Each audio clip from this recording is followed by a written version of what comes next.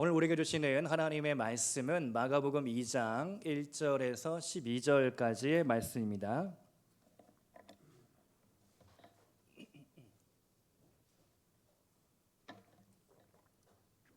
마가복음 2장 1절에서 12절까지의 말씀, 저와 여러분이 한 절씩 교독하시고 마지막 절은 다 함께 읽도록 하겠습니다. 제가 먼저 1절 읽겠습니다. 후에 예수께서 다시 가버나움에 들어가시니 집에 계시다는 소문이 들린지라.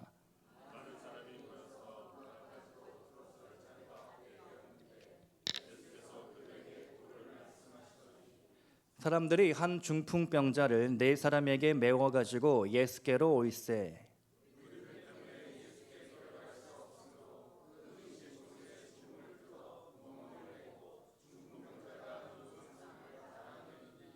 예수께서 그들의 믿음을 보시고 중풍병자에게 이르시되 작은 자야 내 죄사함을 받았느니라 하시니,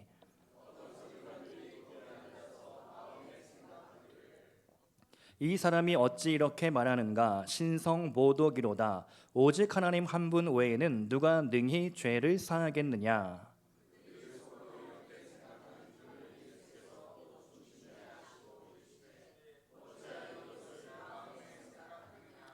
중풍병자에게 내 죄 사함을 받았느니라 하는 말과 일어나 내 상을 가지고 걸어가라 하는 말 중에서 어느 것이 쉽겠느냐?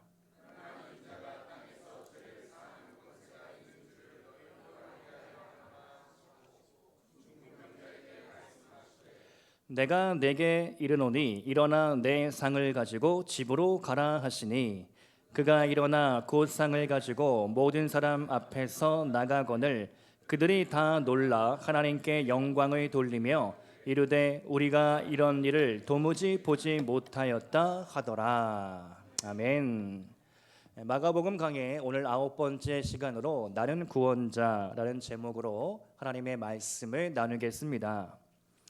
지난 시간 예수님은 누구신가 라는 말씀으로 전했는데요, 조금 구역 모임도 있었고 기억이 가물가물하시죠? 예수님은 누구신가? 찬양의 찬송가의 가사처럼 우는 자의 위로가 되시고 약한 자의 강함이 되시고 우리의 질병과 우리의 모든 아픔을 치유해 주시는 분, 그분이 바로 우리의 예수님 되십니다. 무엇보다 예수님은 우리를 구원하시게 이 땅에 오셨습니다. 몸의 질병도 고침을 받아야 되겠고, 내 배고픔의 문제도 해결이 되어야 되겠고, 내 직장의 문제, 우리 회사의 문제도 해결받아야 되겠지만, 본질적으로 가장 중요한 것은 내가 구원받아 영생을 누리고 천국 가는 것, 그것이 기독교 복음의 진리의 가장 핵심 중에 핵심입니다. 많은 축복을 받았는데 정작 세상 떠날 때 구원받은지 잘 모르겠습니다 라고 한다면 이보다 큰 문제가 없습니다. 평생 신앙생활을 했는데 내가 정말 구원받았는지 확신이 없다면 큰일인 것이죠. 예수님은 이 땅에 오실 때 수많은 우리의 인생의 문제, 민생의 문제, 먹고 사는 문제, 질병의 문제 해결하러 오셨지만 오늘 말씀을 보니까 중풍병자에게 선포해 주시기를 내 죄사함을 받았느니라. 아멘. 이것이 가장 우리가 들어야 할 하나님의 말씀인 줄로 믿습니다. 이런 이야기가 있습니다. 어떤 어린아이가 길을 가다가 $5짜리 지폐를 주웠습니다. 아주 신나고 기분이 좋았습니다. 그런데 이 일이 그만 아이의 인생을 영영 망치는 일이 되고 말았습니다. 한번 돈 주는 일에 맛을 들이니까 가는 데마다 놀이터를 가든 길거리를 가든 집 앞을 가든 어디를 가든 땅만 쳐다보며 걷는 겁니다. 그 결과 이 아이가 어른이 되어 죽기까지 수천 개의 단추와 머리핀 동전을 주었다는 슬픈 이야기입니다. 여러분 어떻습니까? 우리가 이 땅만 바라보고 산다면 하늘을 바라보지 못하게 됩니다. 이 땅의 축복을 받고자 그것만 내가 구한다면 정작 하늘 소망, 하나님 얼굴 뵙는 것을 까맣게 잊어버릴 수도 있다. 제가 언젠가 한번 말씀드렸는데요, 수요 예배 시간이었던 것 같은데 돼지는 이 머리를 15도 이상 못 든다고 합니다. 돼지 머리 후두부의 구조상 돼지가 이렇게 머리를 이렇게 쳐들지 못하는 겁니다. 그러니까 돼지는 뭡니까? 평생토록 땅만 보면서 주인이 주는 사료 먹으면서 살다가 죽는 인생이 돼지의 인생입니다. 돼지는 사육되는 거죠. 사육되다가 결국 그 돼지는 퇴화된 것이죠. 이처럼 우리의 신앙생활도 마찬가지라고 생각합니다. 우리가 이 땅의 축복과 번영만을 꿈꾼다면 내가 언젠가 하늘나라 가서 주님 얼굴을 배워야 되는데 주님 얼굴 뵐 면목이 없는 것이죠. 오늘 말씀을 통해서 다시 한번 우리가 구원받은 하나님의 백성으로서, 구원받은 믿음의 성도로서 사육되는 게 아니라 하나님 앞에서 믿음으로 우리가 하늘을 바라보며 나의 구원자로 오신 예수님, 그분과 함께 나아가는 인생이 되기를 축복합니다. 오늘 말씀 가지고 본문을 통해서 세 가지로 예수님에 대해 나누겠습니다. 첫 번째로 우리는 예수님께 믿음으로 나아가야 합니다. 한번 따라서 보겠습니다. 예수님께 믿음으로 나아가야 합니다. 아멘. 예수님은 권위 있는 가르침, 또 병자들을 치유하심, 귀신들을 쫓아내 주시는 능력으로 어디로 가든지 예수님의 인기가 하늘을 찌르듯이 높아져만 갔습니다. 또 구름대 같은 구름대와 같은 무리들이, 군중들이 예수님의 뒤를 따라다녔습니다. 마가복음 1장 45절 말씀을 보면 바깥 한적한 곳에 주님이 계셨음에도 불구하고 거기까지 무리들이, 군중들이 따라옵니다. 그리고 오늘 말씀 2장 1절을 보니까 예수님이 다시 가버나움에 들어오시니 어느 집에 계셨는데 그 소문이 온 동네방네 퍼지게 되었습니다. 그 사람들이 다 쳐들어오는 거죠. 일단 묻지도 따지지도 말아라. 예수님을 만나야 된다. 그래야 네 병이 고침을 얻는다. 각색각양 병자들, 환자들 가릴 것 없이 다 예수님이 계신 그 집에 운집하기 시작했습니다. 그때 예수님이 말씀을 전하시죠. 2절 말씀인데요. 마가복음 2장 2절 말씀 한번 같이 읽겠습니다. 어떤 상황인지 상상하시면서 시작. 많은 사람이 모여서 문 앞까지도 들어설 자리가 없게 되었는데 예수께서 그들에게 도를 말씀하시더니, 사람들이 이거 해달라 저거 해달라, 이 병 고쳐달라 저 병 고쳐달라 민원들을 막 이야기하고 있는데 예수님이 그 사이에서 하나님 나라 진리 도에 대하여 강론을, 말씀을 전하시는 겁니다. 그 순간에 어떤 한 무리가 중풍병자를 침상째 메고 예수님 앞에 오게 됩니다. 사람들이 이처럼 많이 몰려 있으니까 안으로 들어갈 수가 없었습니다. 성지순례를 가면 그 당시 예수님 시대의 집들이 보존되어 있다고 하는데요. 당시에 보통 집이 최대 한 50명 정도 수용할 정도였다고 합니다. 그래서 고고학자들이 발굴한 집터를 살펴보니까 가장 큰 집이 폭이 5.5m, 그러니까 5.5m에 한 10m 되는 55제곱미터, 그러니까 한 16평형 정도 될까요? 그런 작은 집이 일반적인 주택의 형태였다는 겁니다. 그런 집에 몇 명이나 들어갈 수 있겠습니까? 문을 활짝 열어놓는다 하더라도 그저 한 100명, 200명? 그것도 어려울 것입니다. 예수님이 오병이어의 기적을 일으킬 때 벳세다 들녘에 운집한 군중들의 숫자를 우리는 5,000명이다. 성인 남자만 세웠을 때 5,000명이라고 하는 거죠. 여성과 아이까지 합치면 대략적으로 최소 2만 명은 넘어간다라고 상상해 볼 수 있겠습니다. 지금 마가복음 2장은 예수님의 사역 초창기이긴 하지만 적어도 몇백 명에서 1,000명 이상의 사람들이 몰려들었다라고 생각이 됩니다.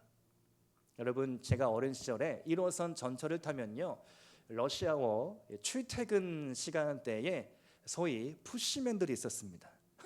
혹시 여러분 수도권에서 어린 시절 사신 분들은 아마 이 추억의 푸시맨 기억하실 겁니다.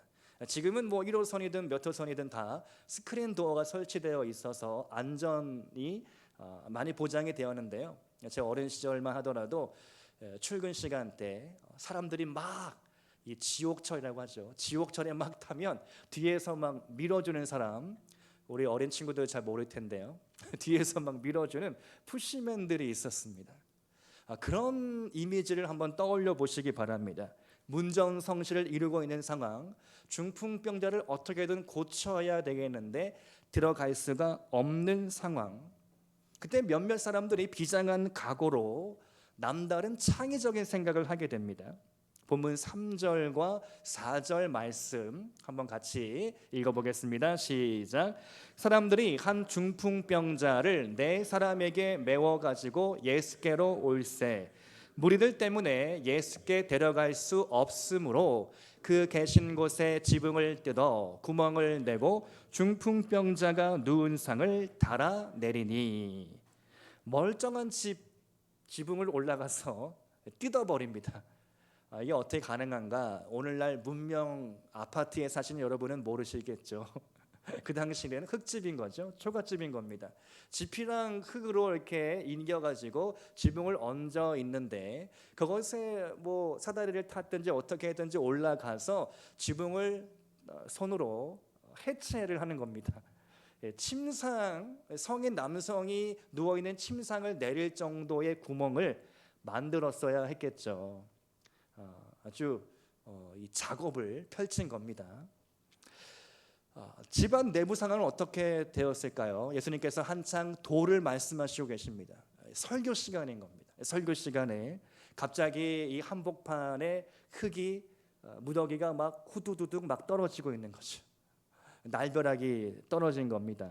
그리고 그 위로부터 사람이 내려오는데 침상째 누운 사람이 내려오는 광경. 예수님이 그 모습을 보시고 단칼에 제지하거나 내쫓거나 꾸지람을 하지 않으시고 오히려 칭찬을 하시죠. 본문 5절 말씀인데요.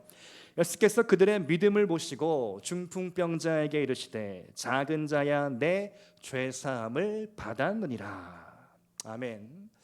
예수님께 나아갈 때 우리에게는 불굴의 믿음이 필요합니다. 창의적인 아이디어도 때로 필요합니다.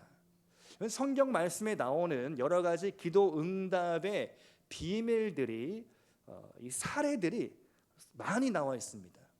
그래서 목사님들이 그런 데서 많이 아이디어를 얻죠. 그래서 저도 어떤 기도 어떻게 목회해야 할까 말씀 속에서 묵상하면서 종종 아이디어를 얻을 때가 있습니다. 많은 교회들이 특세를 하는데 어떤 목사님은 새1의 특별 새벽 기도회를 합니다. 3주 동안 하는 겁니다. 이 새1의 특별 새벽 기도회가 어디서 나왔느냐? 다니엘이 새1회 동안 금식하며 기도했던 데서 나왔던 것이죠. 또 여리고성을 돌듯이 그렇게 기도 운동을 하시는 목사님도 있습니다. 여리고성을 일곱 날 동안 돌았듯이 어떤 건물을 두고 어떤 땅을 두고 교회가 그것을 우리가 이전해야 하는데 그 부지를 놓고 여리고성을 무너뜨린 기도를 본받아서 여호수아와 군대처럼 그런 기도를 하기도 하죠. 성경에는 수많은 기도 응답의 사례들이 이미 제시되어 있습니다. 그것을 믿고 내 것으로 취하며 내가 기도할 때 하나님 응답해 주시는 것이죠. 오늘 이 침상째 내려오는 중풍병자, 한 가지 놀라운 점은요, 하나님께서 중풍병자의 믿음을 보신 것이 아니라 중풍병자를 데려온 사람, 우리는 대략적으로 4명이라고 추측을 하죠. 그리고 친구라고도 많이 말씀합니다.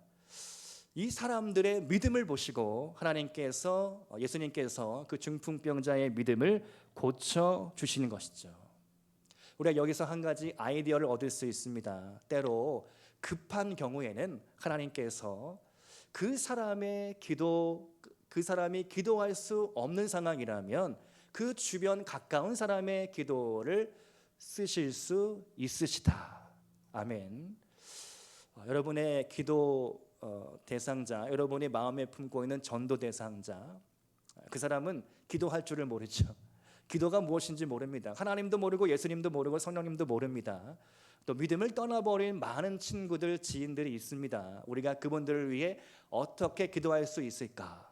오늘 본문 말씀에 따르면 그가 믿음이 없을지라도 그 주변 사람들이 합심하여 중보기도할 때 그가 돌아올 수 있다. 그의 믿음이 회복될 수 있다. 그가 치유될 수 있다. 나아가서 그가 구원받을 수 있다. 할렐루야. 믿으시기를 바랍니다. 별로 믿는 표정들이 아니신데요. 마음으로 믿으시는 거죠? 아멘. 축복합니다. 마음으로 우리가 기도할 때 하나님께서 그 기도를 들으시고 중풍병자의 병을 고쳐주시고 나아가 그를 구원해 주시는 것이죠. 그러므로 우리가 끝까지 포기하지 않고 기도의 자리를 지키시기를 바랍니다. 제가 금요 철학 시간 때 나눴는데요, A.W. 토저 목사님이 프레이어, 기도라는 창에서 이런 주옥 같은 말씀들을 하십니다. 기도 될 때까지 기도하라. 무슨 뜻이냐면요, 기도는 머리로 하는 게 아니라 엉덩이로 하는 것이다. 기도가 될 때까지, 기도가 정말로 될 때까지 기도의 자리를 한번 지켜봐라. 하나님께서 반드시 그 기도에 응답하신다. 기도는 이미 승리의 자리에 앉는 것이다. 기도할 때 그는 이미 승리자가 된다라는 것이죠. 기도하지 않는다면 우리는 패배자가 될 수밖에 없습니다. 그러나 우리가 기도하기로 마음 먹는 순간 우리는 이미 승리자의 자리에 오르게 된다는 말씀입니다. 여러분, 기도하되 낙심하지 않고 끝까지 견디고 인내함으로 나아갈 수 있기를 축복합니다. 두 번째로, 예수님은 마음의 중심을 보십니다. 자, 이렇게 중풍병자가 잘 낫고 아름답게 해피엔딩으로 본문의 이야기가 끝나면 좋겠는데요, 갈등 상황이 연출됩니다. 본문 6절 이하를 보면요, 예수님께 적대적인 무리가 나오죠. 서기관들입니다. 어떤 서기관들이 거기에 앉아서 마음에 생각하기를, 7절 말씀, 이 사람이 어찌 이렇게 말하는가? 신성모독이로다. 오직 하나님 한 분 외에는 누가 능히 죄를 사하겠느냐?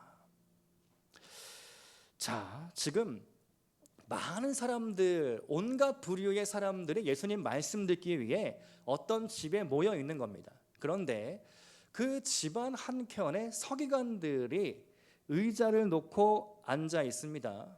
의자에 앉아 있었는지 바닥에 앉아 있었는지 잘 모르겠지만요, 아무튼 서기관들이 특별 지정석이 마련되어서 앉아 있는 모습 우리는 상상해 볼 수 있겠습니다. 자, 그런데 중풍병자, 아주 병이 심각한 응급 환자도 바깥에서 못 들어가고 있는데 어떻게 이 서기관들은 미리 자리를 차지하고 앉아 있을 수 있었을까? 우리가 공식적인 8.15 광복절 행사가 있었죠. 대통령을 중심으로 그런 공식적인 행사 자리에 가면요, 대부분 자리가 지정되어 있습니다. 그래서 지위에 맞는 자리가 있고, 그리고 자리가 없는 사람도 있죠. 보통은 그 사람의 어떤 사회적인 신분, 위치에 따라서 우리는 그 서열이 정해지고 자리가 정해지기 나름입니다. 그래서 아마도 집주인 입장에서 이 서기관들은 VIP 귀빈이었던 것 같아요. 예루살렘 종교 지도자들이니 이들을 위해서 특별한 지정석을 마련해 준 것이죠.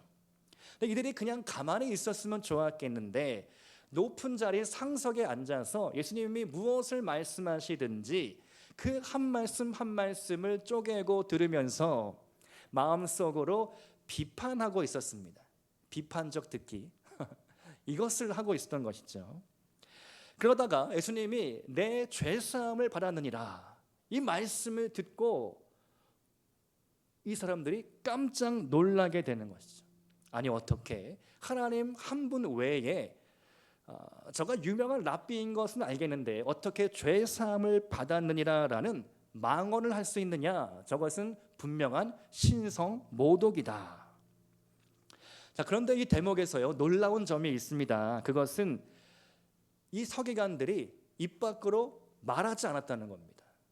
말씀을 자세히 살펴보면요, 이 서기관들은 마음으로 그렇게 생각했을 뿐입니다. 예수님이 그 마음을 아셨습니다. 본문 8절 말씀인데요, 우리 한번 같이 마가복음 2장 8절 말씀을 읽어보겠습니다. 시작. 그들이 속으로 이렇게 생각하는 줄을 예수께서 곧 중심에 아시고 이르시되 어찌하여 이것을 마음에 생각하느냐. 속으로 생각하는 것을 예수님께서 중심으로 아셨다. 너희가 어찌 이렇게 말하느냐가 아니라 너희가 어찌 이렇게 마음에 생각하느냐. 예수님이 어떤 분이십니까? 예수님은 우리 마음의 생각을 아시는 분이시죠.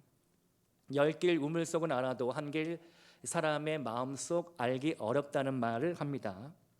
광부는 동굴 깊은 곳에 감추어진 금은 보화를 캐내는 사람입니다. 사람이 상당히 놀랍죠. 바다 수천 미터에 있는 그런 해양 식물들, 그런 생물들을 파악하고 탐사하여 자료를 만들어냅니다. 사람 몸속 깊은 곳에 감춰진 암세포, 나쁜 것들을 다 진단하고 스캔을 하는 시대이죠. 그런데 사람의 마음속에는 무엇이 있는지 사실은요, 포커페이스라고 하죠. 얼굴을 싹 감추고 아무 일 없는 것처럼 주일날 나오면 저분 잘 지내고 있구나. 우리는 그렇게 착각할 수도 있습니다.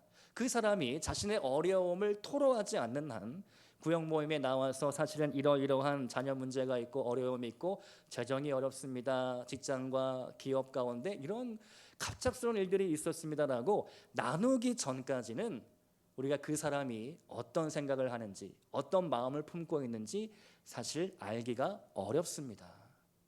그러나 주님이 오늘 말씀하시는 것이죠. 내가 너의 마음의 생각을 다 알고 있다.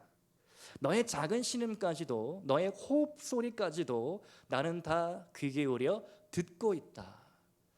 오늘 여러분의 마음과 생각을 예수님께 가져가시기를 바랍니다. 사람에게 나누는 것도 좋습니다. 필요합니다. 기도 요청하셔야 되죠. 무엇보다 본질적으로 첫 번째로 먼저 예수님께 고백하시기 바랍니다. 여러분의 마음 상태, 어려움, 고민, 갈등, 그런 모든 것들 먼저 예수님께 구하고 말씀이 무엇이라 가르치는지 한번 읽어보시기 바랍니다. 그 말씀에 근거해서 그 문제의 지혜를 하나하나 찾아가시기 바랍니다. 세 번째로 예수님께 죄 사하는 권세가 있습니다. 예수님은 우리의 죄를 사해 주십니다.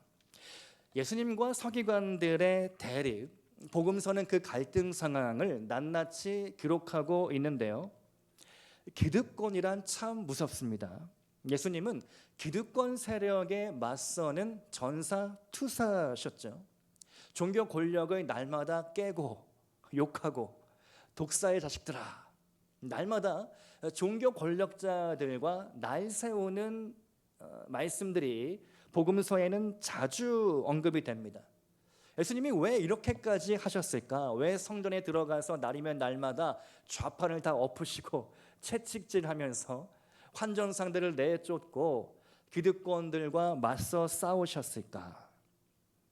당시 종교 권력자들, 종교 지도자들이 율법이라는 무거운 멍에를 일반 백성들에게 지웠기 때문입니다. 율법을 문자적으로 지켜야 복을 받는다. 안식일을 거룩하여 지켜야 한다. 너희가 해야 할 성전세와 기타 등등 이것들을 꼭 납부해야 한다. 해야 한다. 하지 말아야 된다. 이런 율법적인 가르침을 통해서 그저 마음은 없고 행위로만 구원받는 것처럼 가르쳤기 때문입니다. 예수님은 오늘 이 본문 말씀 속에서 우리 마음의 문제, 우리 마음의 죄를 사해 주시기 원하셨습니다.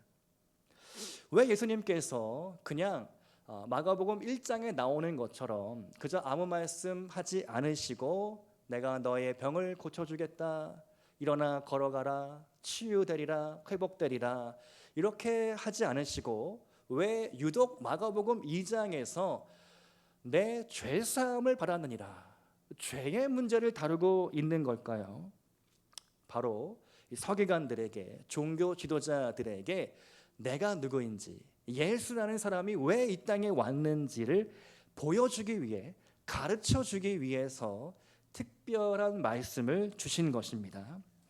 본문 마가복음 2장 10절 말씀 한번 같이 읽어보겠습니다. 예수님의 말씀이죠. 시작. 그러나 인자가 땅에서 죄를 사하는 권세가 있는 줄을 너희로 알게 하려 하노라 하시고 중풍병자에게 말씀하시되. 자, 10절 말씀을 보면요, 서기관들을 향하여 말씀하시는 겁니다.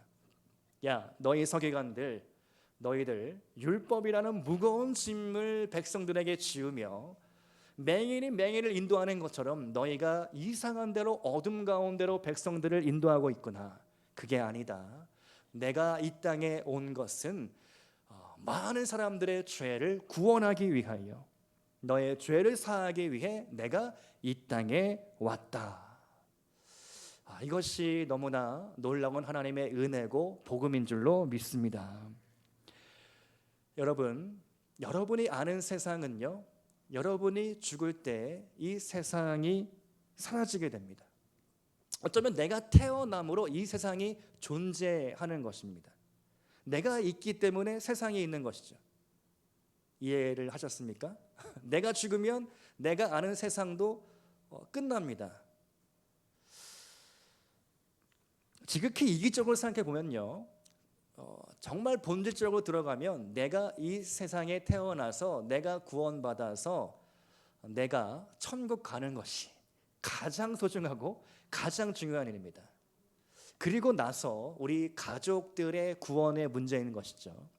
가장 가까운 우리 자녀들, 우리 가족 구성원들 한 사람 한 사람들이 예수 믿고 구원받는 것, 그 일을 위하여 우리는 결국 하나님 앞에 기도하고 나아가고 있는 것입니다. 자, 그런데요, 성경 말씀을 읽어보면 이 구원을 잃어버리는 이들을 종종 말씀하고 있습니다. 처음에는 예수님을 잘 믿고 구원을 받는데 나중에는 잘못된 이단에 빠져서 아예 주님을 떠나가는 사람들, 가룟 유다가 그랬죠. 가룟 유다가 예수님의 제자였지만 결국 그가 돈을 사랑했든지 아니면 열심당원으로서 이스라엘의 회복을 꿈꾸었든지 여러 가지 이유로 그는 믿음을 배반하고 주님을 버리고 은 30에 예수님을 팔아 넘기고 맙니다. 결국 그의 인생의 끝은 비참하게 마무리되었죠. 목매달아 죽고 말았습니다. 디모데전서 1장 말씀을 보면 더욱더 무서운 말씀이 나옵니다. 처음에 예수를 잘 믿었습니다. 구원받았습니다. 그런데 이 믿음에 문제가 생겼고 잘못된 길로 간 두 인물이 나오는데 알렉산더와 후메네오라고 그 이름을 기록하고 있습니다. 왜 디모데전서 말씀에 이단으로 간 이 나쁜 사악한 인간들을 이름을 공개하며 기록했을까? 아마도 사도 바울이 디모데에게 이 중요 인물을 경계하라, 그리고 마치 교회에 공개하여 선포해라, 알렉산더처럼 되지 말아라, 후메네오처럼 되지 말아라 라고 강단에서 가르쳐라, 지시하는 것 같이 말씀 가운데 이 잘못된 이단에 빠진 인물을 기록해주고 있습니다. 디모데전서 1장 19절 말씀을 보면 양심을 버렸고 믿음에 관하여 파선하였다. 그들의 인생을 그렇게 바울은 평가하고 있습니다. 첫인상은 좋은데 알면 알수록 싫어지는, 처음에는 참 좋은 사람인 줄 알았는데 알고 보니 속이 시꺼멓더라. 그런 사람들, 그런 부류가 우리 주변에도 있는 것만 같습니다. 여러분, 처음 사랑이 끝사랑이 될 수 있기를 축복합니다. 사실 누구든지 안심할 수 없습니다. 나의 인생 후반전 5년 뒤, 10년 뒤, 20년 뒤 과연 내 믿음이 그대로 신실하게 이어질 수 있을까? 그 누구도 선줄로 생각하면 넘어질까 조심하라. 말씀처럼 장담할 수 없는 것이 우리의 인생입니다. 어떤 선교사님이 하나님의 음성을 듣고 3일 동안 금식 기도를 하셨다고 합니다. 그리고 3일 금식이 끝나는 날 희한하게도 오히려 감당하기 어려운 힘든 일이 선교사님 일에 가정에 일어났다고 합니다. 선교사님이 당황했습니다. 하나님이 금식하라고 하셔서 성령의 감동을 받아서 제가 3일 동안 금식했는데 왜 금식 끝나는 날 하필이면 이런 어려운 일을 제게 주십니까? 다음 순간 선교사님이 바로 깨달았다고 합니다. 하나님, 이 어려운 위기를 기도로 준비하라고 저에게 3일 동안 금식 기도를 시키셨군요. 이것이 우리의 고백이 되어야 하겠습니다. 여러분, 평시에 기도 잘하는 성도님들은 전시가 돼도 어려움이 닥쳐와도 견뎌나갈 힘과 근력이 있습니다. 믿음의 신앙의 근력이 있는 것이죠. 그런데 평소에 기도를 잘 못하는 성도님들 아쉽지만 위기가 올 때, 코로나가 오고 환란이 오고 핍박이 오고 가정에 어려운 일이 생기고 재정적인 곰핍합에 시달릴 때 우리는 요동하고 흔들리고 때로는 알렉산더와 후메네오처럼 믿음의 파선될 수도 있다는 사실입니다. 여러분, 축복합니다. 전시처럼 늘 하나님 앞에서 기도하시기를 축복합니다. 처음 사랑이 끝사랑이 될 수 있기를 축복합니다. 처음의 믿음이 끝 믿음이 되어서 하나님 앞에 아름다운 뒷모습으로 많은 사람들에게, 특별히 우리 자녀들에게 정말 할아버지 할머니의 믿음 저도 본받아 살겠습니다. 아버지 어머니의 신앙 제가 뒤따라 살겠습니다. 그러한 자녀들의 고백을 들을 수만 있다면 얼마나 행복하겠습니까?